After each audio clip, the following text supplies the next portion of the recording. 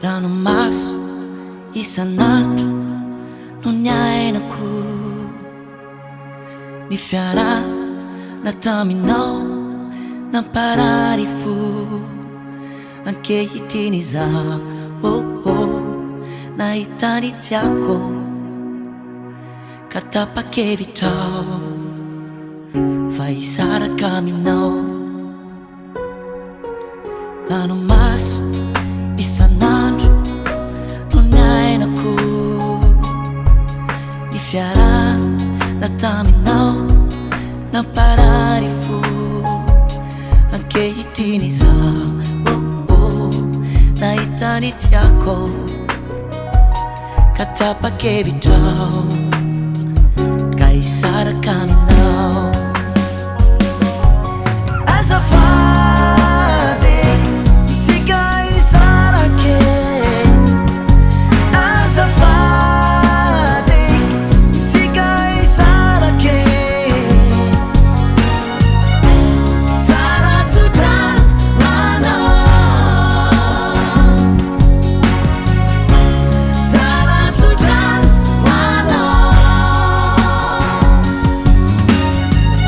Zao fa manana ny tiako sambate,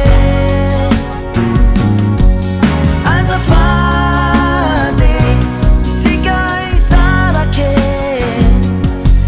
azafady isika hisarake.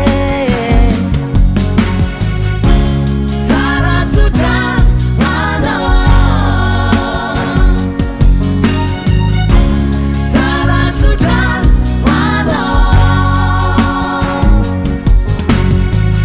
Zao fa manana ny tiako sambate.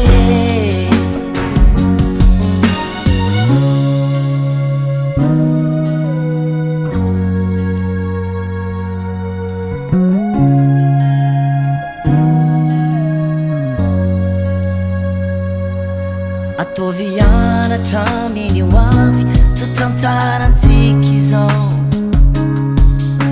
Fadio ny mampitamby, fadio ny mampijaly, so anenina anao. Sao de taralojanao vao anenina, ka hikopakelatrao ka hisaraka aminao.